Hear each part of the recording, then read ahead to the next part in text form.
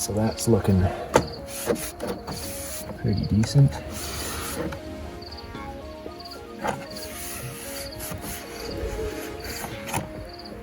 Like so. And like I said, our cowl is pretty clean here already.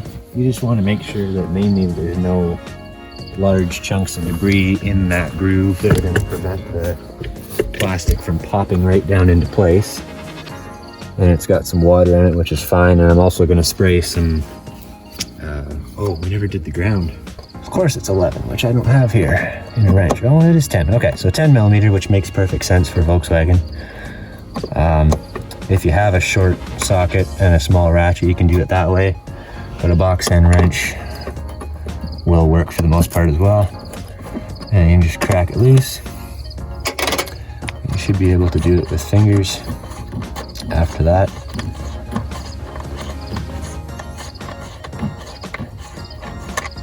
So you can see that's relatively clean, but there is some oxidation around the outside. And if you feed the wire out of here, there's some green cheese growing on the back side of that. A little bit on the front, it's copper, so. And it looks to me like, for this one at least, there are not one, not two, but 3 wires going to this ground post. So I'm gonna take this little shield off too. I'm thinking the only reason that they put this on is just so that nothing can make contact with it, but it's ground, so it really doesn't need to be there. And I'm just gonna get our sandpaper now. This is way bigger than we need. This is 80, but a piece of 120 or 100 is lots. And you just do a little twisting action, making sure that you're not bending the wire between the crimped end and the edge of the insulation. You're just letting it pivot in your hand, basically. And you're just trying to make sure that there's no oxidation or corrosion on the part that's actually going to make contact. This up here is not a big deal, other than it could grow in the future. If you can get it cleaned up, then great. It's a little better.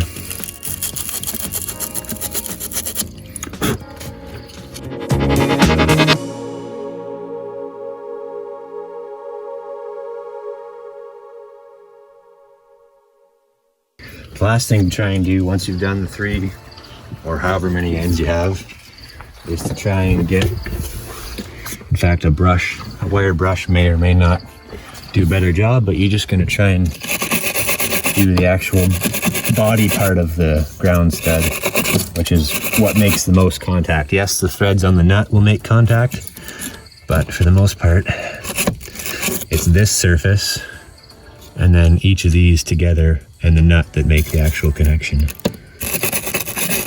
So this one looks quite clean on the body side of it, and it's steel as opposed to these appear to be like a copper wire end, which is easier to oxidize. And I'm going to take the nut here. You need to find a flat surface. Mitch will show you here. Take a piece of sandpaper and find a relatively flat surface, and you just take the nut and just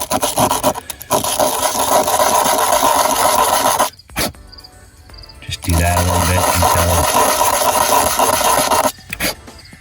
until there's no more oxidation. To focus, nice shiny silver, and there's even a little bit of cheese inside here. I don't know if you can see it. A little bit of oxidation. So it's not a big deal, obviously, because it's plastic. One thing you might want to do while you have this off, though, is feed the loops back in, because there are notches. These are actually separated. That's how you're supposed to get the wires in and out, but I find it's easier to just tuck them in first. Mosquitoes. Tuck these guys in here before you try and put it back on. And then you can actually line up all 3 and snap the plastic back over the metal stud at the bottom. Maybe these were on different ones. You might have to try put these all in different slots in the plastic just so that the ends of the insulation and the solder points aren't overlapping too much. Like that. And I'm just going to put a little bit of MTCs on just the end. I'm going to try not to put it on the actual wire ends, just a little bit on here so that if there's any trouble in the future with getting it apart, the anti-seize will help with any corrosion that happens.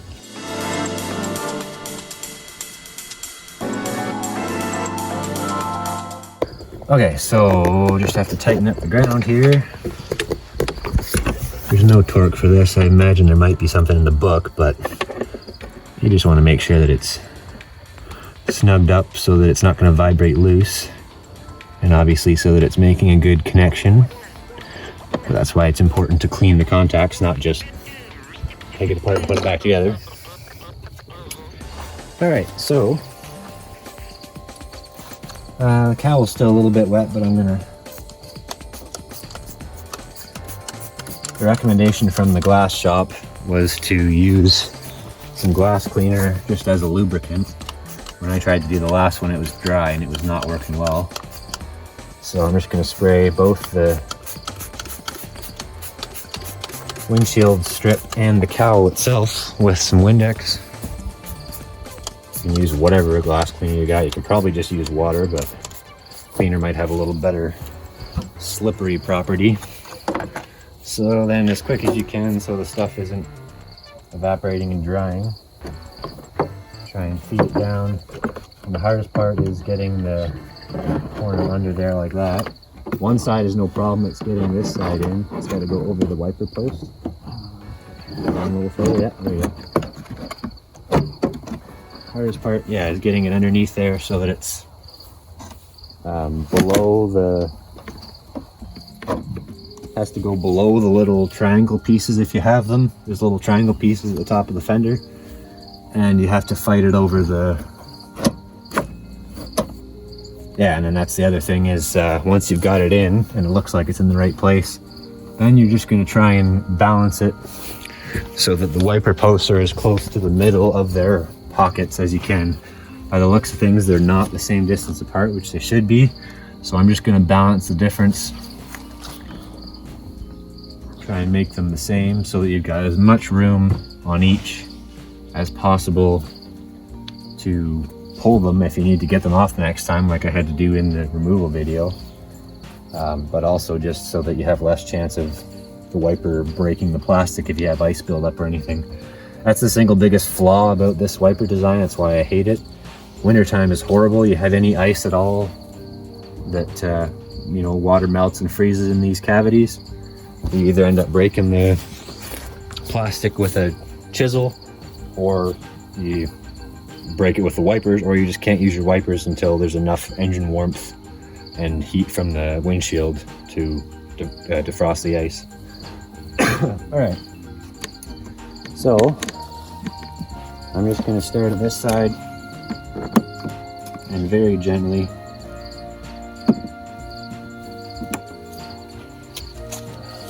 like I mentioned, it really does not take any force to fracture the windshield, so you don't want to push very hard.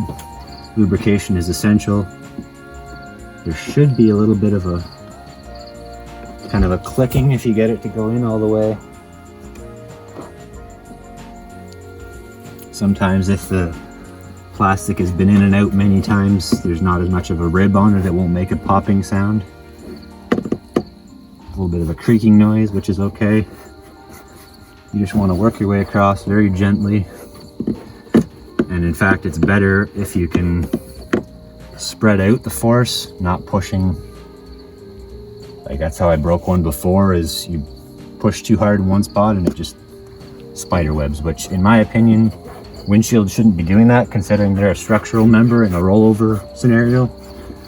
But according to the glass shop, you can't apply any force to it at all without risking cracking it. So I'm just going to try and spread my fingers out a bit, work it across. It seems to be going relatively easily here.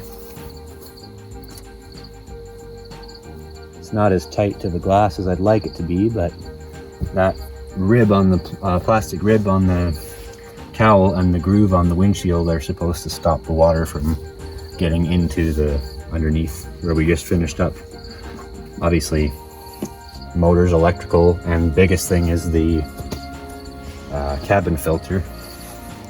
We had a little bit of rain go in there when we were getting ready to go.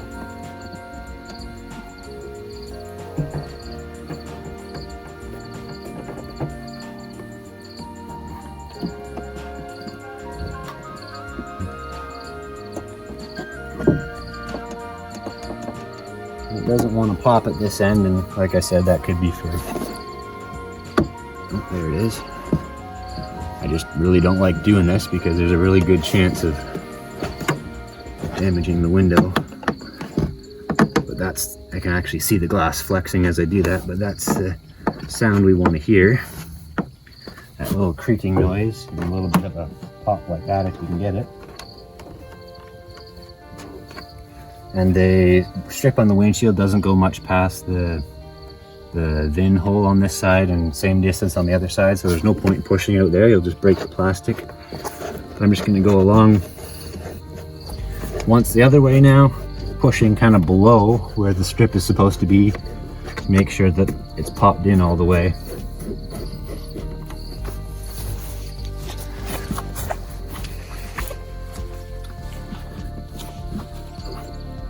And then you can do a final inspection from the top side of the hood just to make sure that the crack between the glass and this plastic is the same all the way along.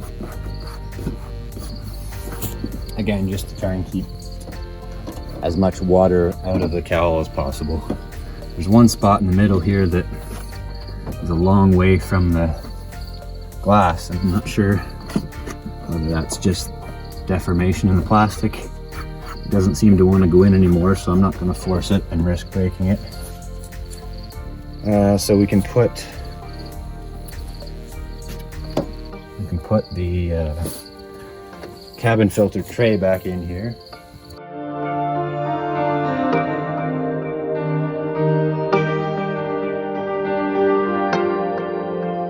We dropped a fastener in here when we did the hood video, but luckily it went down into the fender so we could get it. We don't want to be taking this cowl in and out a million times. So now the next hardest part is getting this filter tray in. It's already got some broken plastic on it.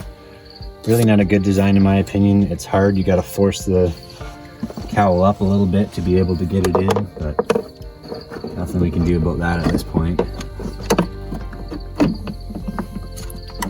So that's got to go. You got to tuck this corner in, which is pushing on the cowl a bit. This tab over here has to go underneath, which is another tight point. And then it slides into place like that. And if your car doesn't have this, make sure you find one. As you can see, there's nothing holding this part of the cowl. This plastic cover actually supports it.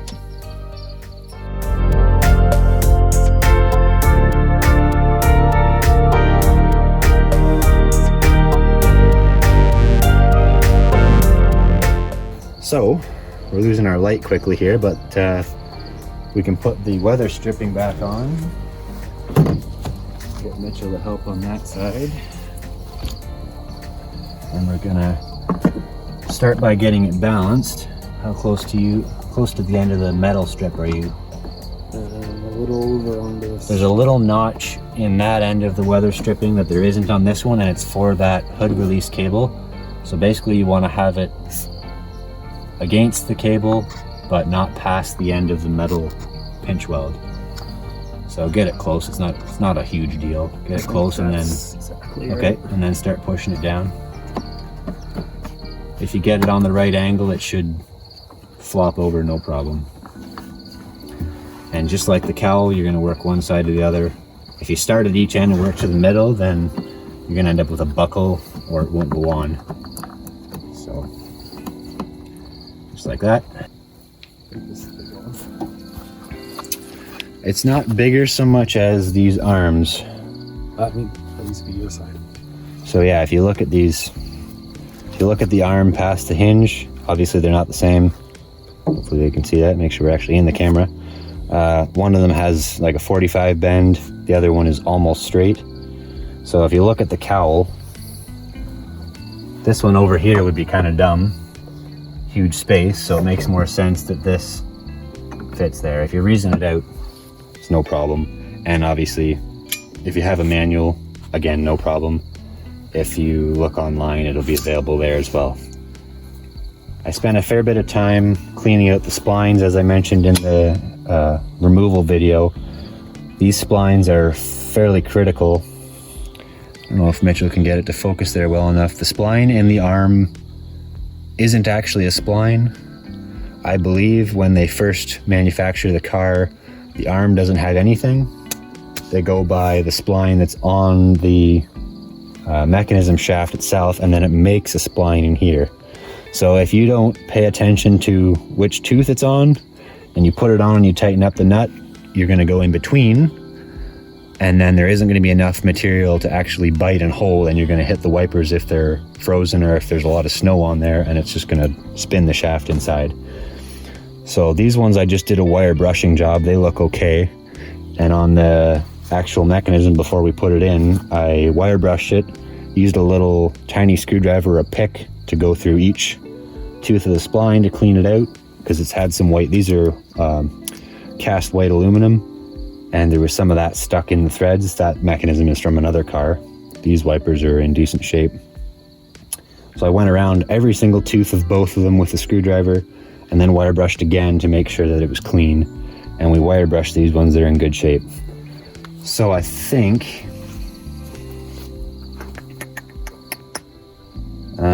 we should probably do this with the hood down.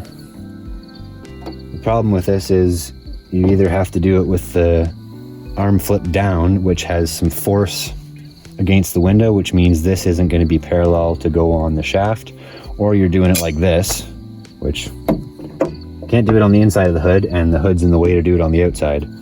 So I think we want to do it like this because you want to be able to feel exactly that you've got it perpendicular to the post, and you need to be able to feel the teeth. It's a very delicate process to do it properly and to make sure that you're not going to cost yourself more time and money in the future. Okay, so I'm just going to get a little more anti-seize. You want to have, whatever you're using, you want to have a nice little gob on the end of your brush or applicator to be able to do the spline without getting it literally everywhere. So I'm just going to try and get the end of the brush filled. It's okay to get it on the threads, obviously, like I mentioned, because you want those to be anti-seized as well. I'm getting dark here. Can you still see? You need the flash there. I can still see. Okay, I can't even see, so hopefully you guys can see. And you just want to fill the teeth.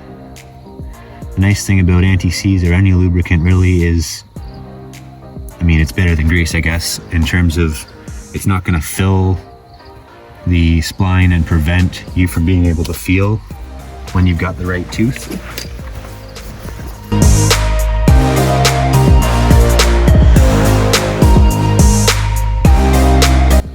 The nuts aren't super critical, but I just give them a little wire brush job. If your threads are bad, it's not a bad idea to run a tap through them. I don't want to do that because usually if the threads are already in decent shape, that ends up taking out material and then it's sloppy. So these aren't in bad shape at all. This one's a little worse on the back side, but it still has the gold coating on it. And it's not a bad idea as you're putting these on to put a little bit of anti-seize or whatever on the back, because this has to actually rotate against the wiper arm and it has to be free. You don't want to be torquing the wiper arm or the shaft as you're trying to tighten these up. So grab those. Don't need this anymore.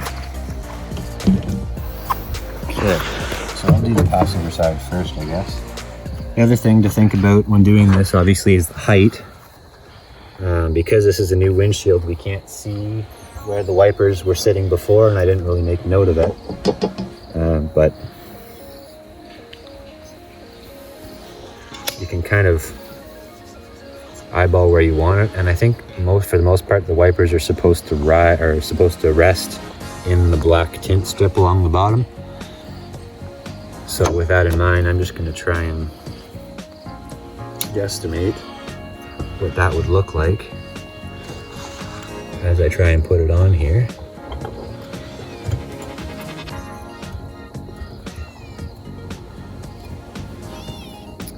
So I think we're really high right now.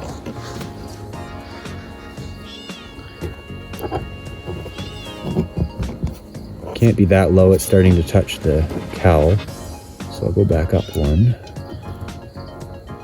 And I'm gonna put the nut on just because, like I mentioned before, if you pivot the arm down, there's actually some force from the spring being acted on the window, which makes your piece down here that we're trying to work with buck up, and then it's not sitting on the shaft properly anymore. And like I said several times now, if you don't have the arm straight and on the spline you want when you go to tighten it, you're gonna mash the spline, and then you're gonna have it spin around on you, and the wipers aren't gonna work. So I'm just gonna try it with fingers, finger tight. If you're gentle on it, and even put a little bit of a push down on the arm as you're putting the wiper down.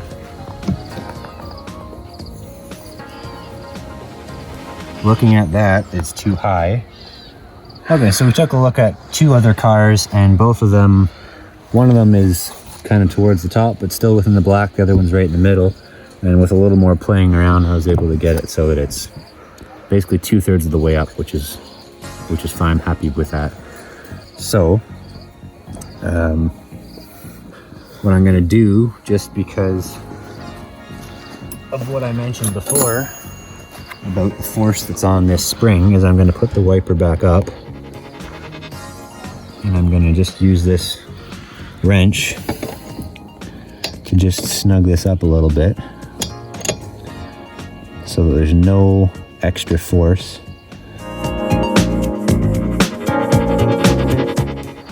So let's see if we can quickly do the driver's side here.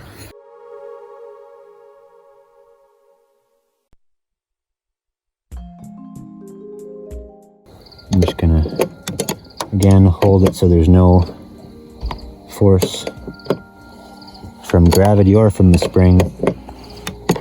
I'm gonna try and make sure that it's in between teeth, because it'll be disastrous if it's not. I got anti-seize all over the place. And one more check to make sure that we're happy with where it sits. And I'm pleased with how that's working. So the last step now is to put the hood back up and torque them down. And according to the manual, the torque is 11 foot-pounds. I'm gonna start right down at 25 to begin with. And it's already there as expected. So then I'll go to 55 is the next marking, so we'll just do that to make life easy.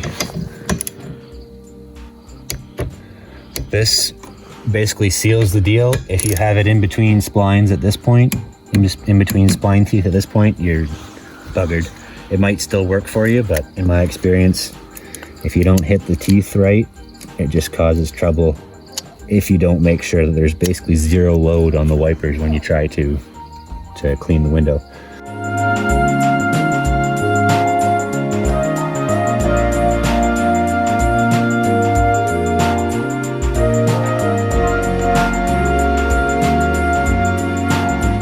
So we'll go to 132, and if it's not feeling right, I'll just stop there. 115 is lots. That's just under 10 foot-pounds, I guess, which 10 foot-pounds on a little tiny, I think they're 6mm studs. That's lots. That's 132. Just try it here a little bit. And there you go. I helped it once, and I was able to get 2 more clicks on its own. Oh, and that one's already there. Okay, so and the last thing to do, assuming that you have them and that you kept them, is put the little plastic plugs to cover the nuts. They are important, don't throw them away. Aside from cosmetic appearance, which obviously it looks way better to have everything black and matching and not looking at a rusty nut or a stud, but it also protects the nut and the threads from rust and the white metal aluminum arm from corrosion, causing your spline to give you trouble in the future. And so if you look closely on the end of the arm, there's a little notch. That is supposed to be used for getting this little cap off. And if you look closely enough, you'll be able to see right there's a mark from a screwdriver. So I'm going to put it in the same way it was, and it doesn't really pop, but it kind of slips into place. A little bit of anti-seize is what you're looking at there. And that protects the nut and the stud. It's not a big deal if you can't find where it was taken off. It doesn't matter which way it goes around, unlike those seat rail cover plugs. They only go in one way. So, without further ado, that is the end of our windshield, cowl, and wiper installation. I'm not going to run the wipers right now because these are still the old grimy, worn out ones. I got a brand new windshield, I don't want to scratch it. So I'm going to get some new windshield wipers next time I'm in town, and this car is now basically ready for a safety inspection, aside from swapping the wheels over, which